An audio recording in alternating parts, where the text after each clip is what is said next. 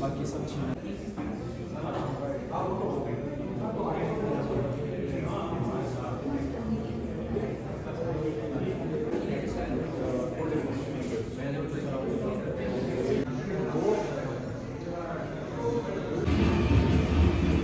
और बर्फ से ढके चांदी जैसे चमकते पहाड़, यही केदारनाथ धाम में बसे हैं महादेव। दिव्यता से भरे इस धाम की सुंदरता और नदियों की अविरलता बनी रहे, इसके लिए रुद्रप्रयाग जिला प्रशासन की कोशिशें कभी नहीं रुकती, जिसमें सबसे सफल प्रयास रहा यात्रा रूट को प्लास्टिक कचरे से मुक्त करने के एक अनूठे क्यूआर कोड अभियान का, जिसमें यात्रा से लौटते वक्त क्यूआर कोड लगे हर खाली प्लास्टिक के पानी के बोतल को वापस करने पर 10 रुपए लौटाए जाने लगे। आज इस अभियान की पूरे देश में चर्चा है। इस अभियान को देश भर से आने वाले लोगों का साथ मिला है और हजारों टन प्लास्टिक कचरे के बोझ से केदारनाथ मुक्त हुआ। और अब एक और नई पहल, अगर साल 2023 में आप केदारनाथ जी की यात्रा प्लान कर रहे हैं तो घर से निकलते वक्त अपनी कार में एक डस्टबिन रखना मत भूलिएगा। उत्तराखंड हाईकोर्ट ने अपने एक आदेश में साफ कहा है कि राज्य में प्रवेश करने वाला कोई भी वाहन, चाहे वो प्राइवेट हो या फिर कमर्शियल, उसमें एक डस्टबिन रखना अनिवार्य होगा, ताकि सफर के दौरान जमा हुआ प्लास्टिक या कोई भी वेस्ट आप रास्ते, पहाड़ या नदियों में न फेंकें। आइए लिखें स्वच्छता की सफलता का इतिहास।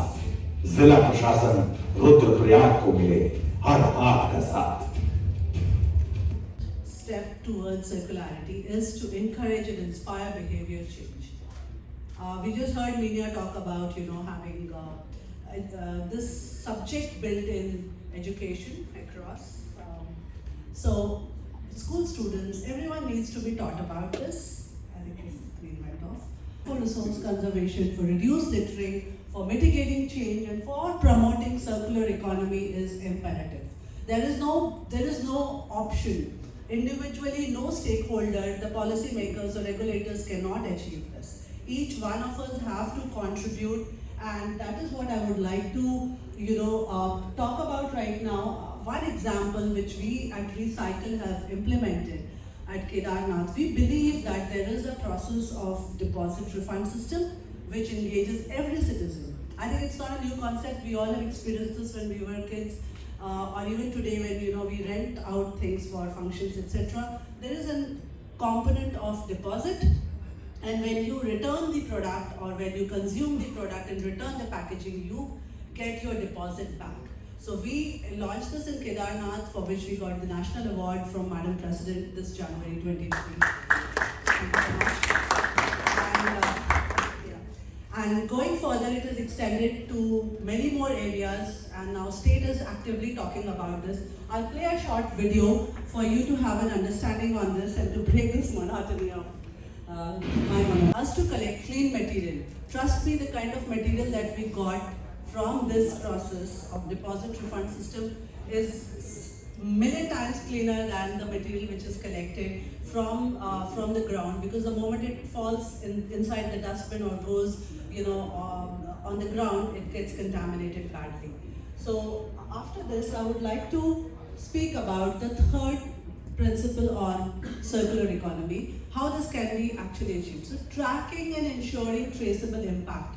We have to have data in place. There was even, Minya just now spoke about data, self-learning.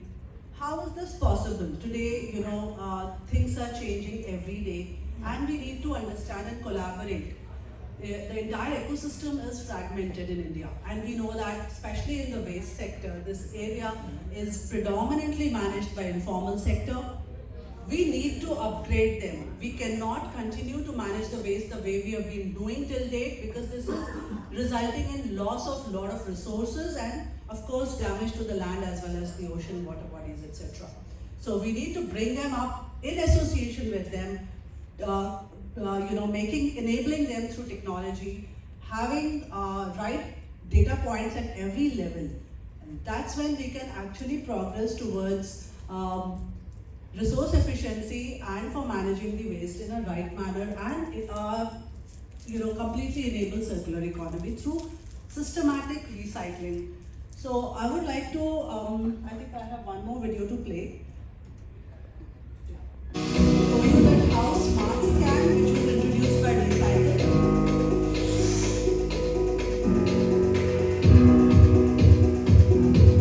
Where in every household and at shops, we gave them this QR code and nudged them to collect dry waste.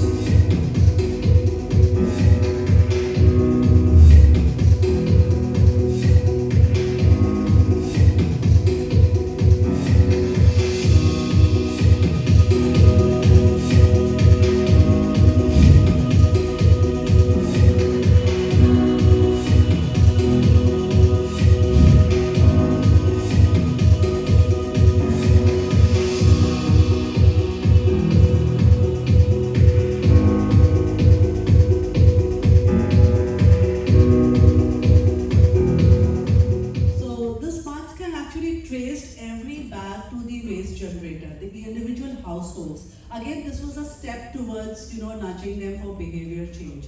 Today, the problem is that at source we don't segregate, and that's when the whole problem begins. It comes contaminated, and then we start the process of segregation, washing. So again, there are resources involved. Water is wasted. So there are a lot of things, as we have been talking since yesterday, on systematic design change. The way we manage, the way we consume, and what we do after consumption is very, very critical. So all this embarks on our endeavor to achieve circular economy. You can move to the next. With this, I would like to take you through about our company Recycle, a little bit about it. So we are a clean tech startup headquartered in Hyderabad, a 7-year-old company, and today we are almost 400 plus team across the country. We are sticking our operations to India because there's a lot to do in our country. We have not even, I would say, forget about scratching the surface, we haven't even touched the surface. So with 210 brands plus, almost close to 300 brands where we are associated with them as sustainability partner. We are working with several recyclers across categories, more than 300 in number, and several aggregators, kabadiwalas, more than 3,000 as you can see here. This is the area where we need to focus. How we can incorporate them. Collaboration not at higher level but also involving the informal sector. Upgrading them to next level, bringing the social inclusion factor, training them and making them aware of the benefits of moving into a formal ecosystem. That's where we can actually create disruption for better, because we cannot fight with the old problems, with old techniques. We need to innovate and have new techniques, new solutions. And what we cannot measure, we cannot manage. So data is super critical there. Our software solutions are helping large enterprises to enable their sustainability goals through sustainability literacy solutions, plastic neutrality solutions, industrial waste management within their factory premises, and also ESG life cycle applications. Reporting has become imperative, but how do you get into the reports and then the right kind of reports? The precise reports which helps you to see through and then take informed decisions. So these are the aspects where Recycle is continually working, engaging, and I have the slide where I would like to speak about the two prominent verticals of Recycle. So there is a marketplace, as you can see on my left, and then there is a sustainability solution. So today, to produce the right kind of output, there has to be clean, homogeneous input. We had one of the panelists from Trazim Surya Prakash ji, he was talking about having uniform fiber fabric for the barrels to be recycled. I think the story goes everywhere. The more the fashion marketing project our demands, consumptions have actually gone to that level where it has become difficult for us to recycle because there's so many mixtures of everything. So in the process of differentiation and getting more enhanced products, we have been mixing various materials. So this has become a problem. Today, even the recyclers, when they get the material, they are never sure what they're going to receive today. What they've received today, is it going to be same what they're going to get tomorrow? So, because the material is coming from where? It's coming out of this hotel, out of my house, out of from the roadsides, from the dump yards, everywhere. So it can never be homogeneous. The quality parameter is very critical, and that's what we understood while we worked with the recyclers. That was a very, very important problem statement. And then we had to educate the other side, the sellers who are actually collecting this material. Can they put a little extra effort? Yes, EPR enabled this to some extent, I would say, but not across. So how can the seller collect the material and segregate or keep it in a manner which is matching the quality demand of the buyer? So that's very, very critical. So there are three factors to the marketplace, which is uniform, profitability, efficiency, and convenience. A recycler cannot depend on plethora or thousands of kabadiwalas to get the material. So there has to be a formal system. So that's what we built, and today we are transacting with more than 300 recyclers, and across the other side there are more sellers. But plastic, we've gone into paper, into metals, and also into e-waste. And on the other side, with the brand owners, with the producers, we have moved into the sustainability solutions, working on behavior change, as you just saw one of the examples, where we also work with the governments on behavior change, traceable impact, and net zero goals. So we have several solutions which is linked to it, as you can see on the periphery of the last circle. There is DRS, there is smart scan, awareness. On ESG, we have got the tools which are built, which helps you to report those. Smart Center. Smart Center is for the material recovery facilities which are owned by the municipal corporations, which are nothing but actually dump yards in the country. Very sad to say, there are hardly any which have got the right kind of machines which are doing the work in its true spirit. And there also they are facing a lot of challenge. So we are digitizing these smart centers. The input and output is totally being tracked, and every aspect is digitized right from their attendance. And then the commissioner sitting in his office has a dashboard to understand what's happening. So what's actually converting, here we are making it into self-sustainable model. The material is being purchased from this point, from the material recovery facility, by the recyclers directly. Again, as you can see, a lot of middlemen are removed from the process, so they get right value, and the recyclers or the buyers have a place where they can actually buy material in a formalized manner and can be assured of the quantity. So these are some of the things that we have worked on across brands, and as we have been talking since yesterday, the journey, the road ahead to the promised land is really long. It's challenging and it's quite uncertain also. We are going to change our ways, our methods, but at Recycle we are conjuring technologies to meet that promise for a better waste management. To ESG strategy, intent versus impact. Also, just let all the members know that we also have India's first 4-wheeler electric vehicle, which is a Tata vehicle standing right at the entrance gate, the right side of it. Also, the Tata team members are there. If you wish to have a look, please go there. They would love to give you all the information about the same. The topic of this session is well-being as a cornerstone to ESG strategy. So I'll start with the well-being part with all our panelists over here. So what are the well-being initiatives, and how important are these initiatives for any organization?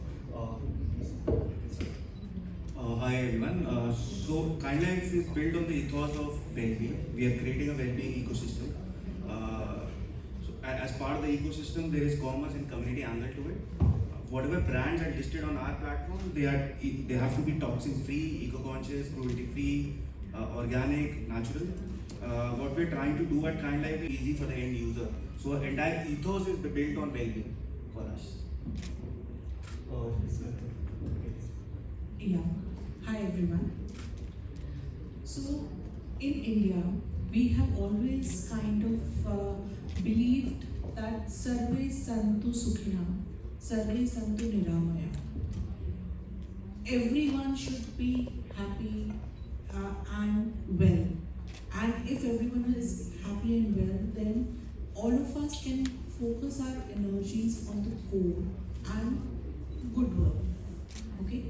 And definitely any initiative which we take today is aiming towards well-being of people or the biodiversity or the ecosystem at large or the planet and the environment. Because together only we can coexist. We can't exist in isolation. So well-being for the environment, if we would say, is towards decarbonization, climate resilience. For people, it would be having better gender diversity, wage gaps, reductions, safety, trainings, well-being, living wages, and definitely on the governance side, following the highest ethical standards, which would include like your POSH and other corporate governance, human rights assessments, all those things kind of all together converge and aim towards the well-being. Even all our SDGs, if we see, they are aiming towards well-being of some people or species who is kind of living on earth, under the earth, or so on and so forth. Mr. Wings for any organization. Again, first of all, thank you very much for giving the opportunity to be a panelist in this very important BW session which is happening. Again, well-being is at the core of every business, and it's the cornerstone which will help us to build for today and for tomorrow also. So, as my co-panelist was mentioning, it is an inclusive subject of multiple dimensions. In our perspective, what we look at is we include a bigger ecosystem into it. It includes the governmental dimension, it includes the customer's dimension, private as well as the governmental institutions which are building this, and then our own directions in order to support that. So these three dimensions is what would bring up the bigger perspective of well-being into the ESG strategy. When we talk about the governmental aspect, a lot of good initiatives are happening towards supporting this ESG strategy and guidances. That needs also good framework and support. It's not just enough with the policy. Just for example, we have a hydrogen policy which has come up.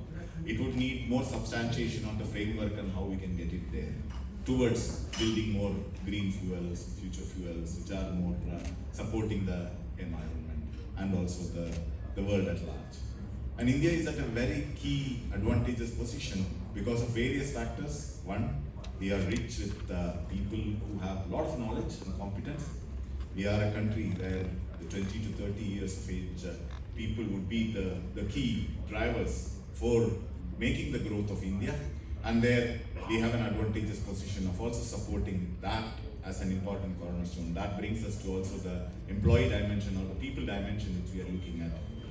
Whether it being our own people or people around us who are supporting that. So that would be the other perspective which we have to look at. For these to match up, it's an important element that private as well as government organizations also put their effort to bring up that perspective, because all of this would need money.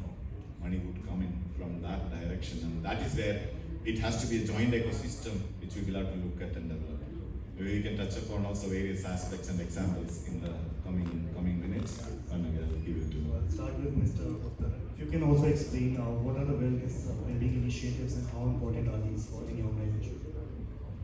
Yeah, thanks. I think a lot of good things are talked about all my co-panelists. See, I feel that the well-being concept has to be seen from depth and width of overall. So depth, I mean to say that, what do you mean by people in your definition? Are they your own employees? People working in your premises? People working with you as a business partners? People working in premises of your business partners? Your consumers? People who have invested in you? I think this entire definition of well-being for whom is important, and then if you cover the entire basket of all these people I mentioned about, then it makes sense to basically create a very well drafted policy for well-being. And width, I mean to say that every individual has three different types of abilities: emotional ability, physical ability, and intellectual ability. And if the person, in any of these people, has to deliver the job which is intended, you're talking about intent versus impact. If they have to deliver the said deliverable, I think they need to be at well-being for all these three things. So one has to understand what is the requirement of emotional well-being. There are various aspects related to emotional well-being, that whether first of all, whether I'm feeling left out or part of the team, whether do I have resources to do the deliverable, do I have a complete understanding of the organization, whether I'm getting recognized for my efforts, so there are various angles of emotional well-being. For physical, I think you need to basically provide sufficient amount of ergonomically right way of working it. Somebody talked about health and safety of people. So there are various aspects in physical well-being. And then intellectual well-being, I think it's important that people also taken care of on their capabilities. And the last part in well-being, which is getting stretched out from emotional part, is the financial well-being. Whether people understand that whatever finances they have, and they have talked about, they have taught about how to manage their finances. Because all this will result into an emotional well-being of a person. I think this kind of an overall platform can be considered in a well-being. And due to COVID, working from home, working from anywhere, those type of dimensions. That's an important aspect, but for us, when we see about our organization, if I see mainly located in major urban cities, it's a big challenge to travel also every day in and out. So if you think about persons spending their 2+ hours on a transport, which is mostly, also packed with people who cannot do much of the work as it is happening in other countries. So how can we improve that? So those type of flexible work arrangements were also introduced already much before, like 10 years before already was a practice. Especially, we also support our customers mostly in the locations where they are. And when the people go to them to work, they also make their plans in such a way that they are not turning back and again going back. So these type of planning arrangements much more earlier will bring also an important element of, because travel is also not easy, especially when we move from places to places in India, which is almost like, if you think about Europe, they are countries, but that is states in India. Very important aspect. Third important aspect is, these are some things which we do together with our customers and other stakeholders. Most importantly, creating awareness is an important aspect. Many times we may know, but we are not aware, and that comes in through various communications and also programs. For example, we have Fun Fridays or some events, celebrate with a tag to connect. For example, this month is today, as we are sitting here, is an International Yoga Day. So this month we celebrate it as a yoga month. So every week we have some talks about how well-beings can be done, what can be connected with. So it's more connecting towards practical elements rather than just putting it more on the cloud and do it if you can, or read it if you can and practice, but bringing them more towards that and getting them there is what we are focusing on. That's also an approach which we are using also in various aspects. For example, health and safety of employees. We have a safety day, safety week, safety month, but we don't do it only during that particular time. We create a theme and then we use the theme for the whole year to continue. They are part of the complete ecosystem. Now, if you want to understand that how they can deliver best and what are the hurdles into it, we need to speak to them and try to understand what is making them difficult to do that. That's what impact we generally make. So in Marico, we have a separate function or a separate team who is taking care of well-being, and this team generally carry out certain engagement surveys with certain periodicity. These engagement survey outputs are so brilliant that it gives so much of opportunities, because it's a live feedback given by the team that this is what something which is giving hurdles. To give you a few examples for employees, I think there was a need where people said that if I have certain issue, and I don't want to disclose it to a public domain, how do I solve it? There is a psychological problem, or there is any problem. So we understood there, and we created something called as one-to-one help, where it is a phone call or email. There are counselor or experts on the other side, and you can talk about what is your problem, and there could be a discussion around it, and they can provide probably some possible solutions that the employee can work on these things and come out of the issue. Second thing is something important is what we have done is on financial well-being, where there are various changes which are happening, say income tax, or people having various expenses which are coming in. So one of the engagement surveys says that we are not able to manage it. We do not understand what changes are happening and how do we plan for it. Whether we should invest in something or we should put it on FD or something. There are various types of issues that we are facing. So we arranged a program with chartered accountants talking about what is financial planning, how it can create an impact on you, and then basis that people can actually take guidance on these things.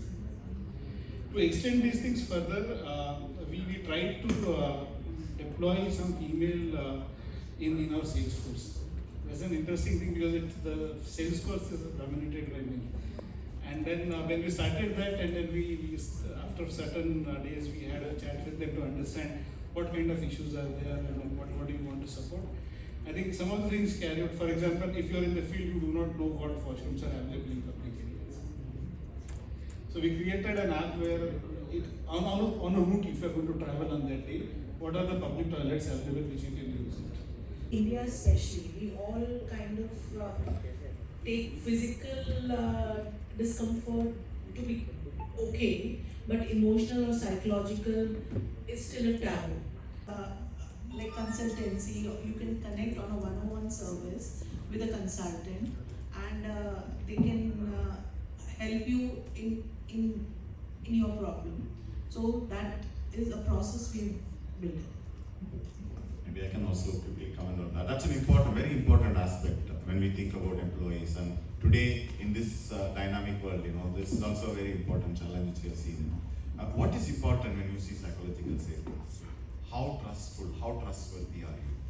And that is not coming built on a day's course or a 2 weeks engagement. It needs to be nurtured and developed. That nurturing and development happens over a period of time through different modes through different channels open channels of communication, feedback mechanisms, engagement of that employees together with, and they start to feel more safe. It's not about we feel safe, it's about all of them need to feel safe. That's where we have reached that psychological safety. If I could summarize in a bit with the time in mind. Pirwani, tell us what is the scenario here like in India when we talk about scope 3 emissions? What do you think will be the benefits and challenges when we talk about scope 3 emissions and tackling them? When we talk about business greenness or making sure that entire business is green, in totality and sustainability, we have to see from the lens of from where my ingredients or my input is coming to where my approach is up to the customer or up to the level where product impact or my services impacts are there. So from that perspective, in total, the wholesomeness of the sustainability is playing a major role, which is like each and every company or organization to report this in a transparent manner. And that's the reason every year you will see if what they report in the previous year, and as per my experience also in the previous company, the next year the base changes, the data reporting structure changes, the scoping changes, and numbers also vary. So these are some of the challenges which I see, and I'll ask other fellow team members to also explain what are the key challenges where each and every company is getting help in terms of scoping. Mr. Gurudanti, what about you? What do you think the scenario here is like in India, and what are the challenges that you feel like? Thank you for having me, and first of all, let me apologize. I'm a challenge because I was interacting with Mr. Pirwani rightly said it's about overall value chain. A good number of categories, 8 categories are upstream and rest of the categories are downstream. So there are a lot of stakeholders at play, a lot of expectations to manage, and of course a lot of parameters to actually talk to. So just now as I was saying, I was talking to a customer for whom the major point of concern or the major point when they were coming to the meeting was how much revenue can I increase with my organization. And with that, from there, we have to take it slowly to talk about this is your scope 3 attribution to us. Are you calculating your GHGs? Can you reduce your GHGs? Actually, the biggest challenge what I face is talking and telling the whole story to a large set of stakeholders, and then making them realize that this is something which is possible. Don't just back out. Don't just say that it is too huge. It is not my cup of tea. Let us just go away. It is something which can be done. Scope 3 of my organization is scope 1 and 2 of other organizations. As they realize that, as the value chain realizes that, then scope 3 reduction will be possible. Right. Mr. Singh? This indeed is a very apt question. I think over the years, most of the organizations have kind of focused on scope 1 and scope 2, and somewhere in India, I think scope 3 has taken a back seat. In fact, right now, except companies like who are in steel, cement, or probably aluminium manufacturing, scope 3 constitutes almost 65 to 90% of the emissions being generated in Indian companies. In fact, I think nomenclature of scope 3 should be scope 1 in India, because this constitutes the major emissions factor in India right now. And one of the challenges in India is that basically there's lack of data. Most of the suppliers who are considered to be tier 1 are quite far and few. Most of the companies have a database of suppliers in tier 2 and tier 3 category, where the data collection is a challenge. The other challenge is capacity building. In fact, at Havells, we conducted an ESG session with the suppliers just a couple of weeks back. Although most of them were quite inquisitive and actually were quite encouraged to adopt this new era of carbon emissions. However, I felt that there's a lot of capacity building which needs to be given to suppliers, which is missing right now. And I think maybe the next few months, I think a lot of capacity building at a company level, at a supplier level, needs to be given so that this thing is taken up seriously across the value chain. In fact, decarbonizing the supply chain, if it happens, will be the single most saver of emissions, I think, in the entire value chain. Right. Absolutely. See, I'm a big proponent of sustainability as a profession, and I've seen in my journey of 27 plus years. In last 2-3 years, we have taken sustainability so seriously. But before that, when we were working in this field in different companies, we pushed the agenda mainly from the cost point of view. So you implement projects, you implement decarbonization projects or waste projects or water project, you directly get you directly add to the bottom line. So I think that's the first premise, and it is absolutely possible that you push the agenda of sustainability or even scope 3, and then you at the end of the day it gets added to the bottom line. In L&T, we have more than 50,000 suppliers only in construction sector, and more than a lakh suppliers. It's a massive kind of organization. Massive. Still, we are able to track at least 90-95% of scope 3, and we do it very diligently, taking all aspects into account, the material aspects, the non-logistics and things like that. And while the scope 3 scenario looks very, very difficult, in fact, some of the global reports says that 90% of the companies are not able to report because it's very complex. But at the same time, if you just look at it as a opportunity point of view, you can do a lot of things. So I think what is the cross of the whole thing is that you look this as an opportunity, not as a problem or not as a cost-based initiative. No. So I think maybe in India totally 100% subcontracting is done through their sub-suppliers. I mean, you talk about textile, you talk about automotive. I mean, most of these companies have their suppliers. You talk about bottling plants. I mean, PepsiCo, Coca-Cola. So all of these have their large maybe manufacturers who are bottling for them, who are manufacturing apparels for them. At times, the challenge with us is, from a power developer perspective, I see is it is very difficult to do projects for some of the sub-suppliers. because they're not. I mean, credit rating is not that good that their projects can be funded. Especially in some of the industries, we come across maybe subcontractors or manufacturers which are at layer 2, layer 3, tier 2, tier 3. So either they would not have any credit rating with them. When we go to lenders, lenders are not ready to support them. So when we go back to the principal companies and ask about supporting them in terms of say corporate guarantees or any other kind of guarantees, it becomes challenging. Because ultimately there are multiple balance sheets. I mean, nobody would like to say get a 50, 100 megawatt kind of project requirement done on maybe supported through their balance sheet and that power going to maybe subcontractors.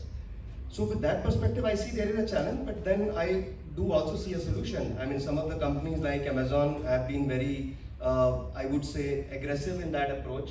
What they have done is they are looking at the new instruments like virtual PPAs. Now with virtual PPAs, they're buying about 400 megawatt.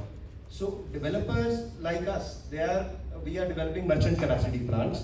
This is a learning phase for all of us, and in the years to come by, or probably in the months to come by, this should be addressed. The other thing I think, as one of my fellow members said, that there's a lot of lack of awareness among the suppliers as well. In fact, when we were having this capacity building sessions with the suppliers, they were not even aware what greenhouse gas emissions are, and I'm talking about these are tier 1 suppliers. So that's the scary part. I mean, we can understand that maybe the unorganized sectors are not aware, but even the tier 1 suppliers are not aware. The reason being, probably scope 3 has taken a backseat, as I was mentioning earlier. I mean, I'm from a risk management background, so I take consequence management more positively. I think there should be some positive fear. I'm not saying from negative connotation standpoint, but till the time we don't make it a consequence that if this does not happen, this will happen. I think unfortunately in India, the mindset is that probably it will take a backseat. I think in the last panel, I really appreciated one of the panel members who mentioned that the customer should start demanding these emission norms. And I think in the years to come by, I will not be surprised the way the calorie or the nutrition value are mentioned in the product. I think the emission norms may also be a prerequisite for any company when they are rolling out their SKUs or products. This is the way to go about, I think, in the future. Right. What is required is two approaches. One is you need to handle people. Right? You need to handle companies on understanding the subject and also doing the real measurement of scope 3 or whatever. They are scope 1 and scope 2. Some of your suppliers might be bigger than you, right? So you don't need to do anything. But some of the suppliers, or the majority of the suppliers, are smaller than you. There are many SME suppliers. They don't have any clue of what is happening. Everybody is talking about climate change, decarbonization, scope 1, scope 2, but they don't understand, right? So you have to handle them. And also, I think to a great extent, we have to use tool-based solutions. How do you automate your data capturing, and how do you make it simple, or how do you simplify so that this doesn't create another threat to the company, right? So I think a multi-pronged approach of understanding the supply chain, a little bit of empathizing, a little bit of handholding, and also you can't mandate something, right? You may be mandated by somebody else, but you can't mandate it. Tomorrow, what will happen? You mandate it, and the supply chain will vanish. Only you will have problem, right? So I think it's important that you handle them and give proper training. I think one of the co-panelists was mentioning about training program. We conduct very focused training program on supply chain. We tell them what is scope 1, scope 2, scope 3, how do you measure, how do you monitor. Also, we have developed something called Sustainable Supply Chain Assessment Questionnaire, SSAQ, and we have monitored top 25 of our suppliers. That helps us a lot in understanding the supply chain. Also, we have monitored top 50 of the suppliers chain in terms of whether they are green or not, whether they are actually looking at the greenness, which is very little hazy. But again, we try to understand top 50 suppliers. This year we want to roll it down to top 150 suppliers, and that will cater to almost 60% of our buying total buying volume. So I think it is important that you understand the entire supply chain, even if the number is very high, and then take an approach of how do you take phase by phase, top 25, top 50, top 100, top 150. If you do top 200, 300, maybe you are covering 70-80%. So I think that's the approach. Right. Yeah. See, the ultimate way to handle this is through collaboration only. See, because anything which is not covered in scope 1 and 2 is